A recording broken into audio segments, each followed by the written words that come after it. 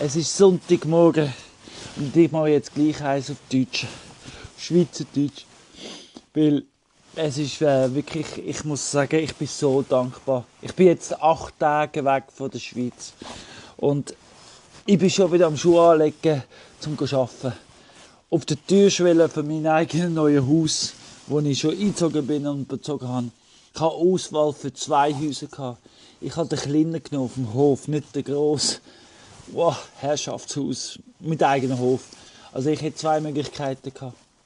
Und ich kann euch sagen, es ist vor 6 Tagen, vor 8, 9, vor 9 Tagen habe ich die Schweiz verlassen. Mit nichts. Mit Leib und Seele und Kleider auf den Rücken. Und nichts. Okay, meine Kameras und Telefon. Aber sonst nichts. Und jetzt sitze ich da und gehe jetzt zu meinen Tieren raus. Ich kann nur sagen, danke Universum, danke Gott, danke für alles. Alles, mit nichts gegangen. Und jetzt habe ich einfach wieder so viel. Es ist ja so, weißt, da kann man ja nur Danke sagen.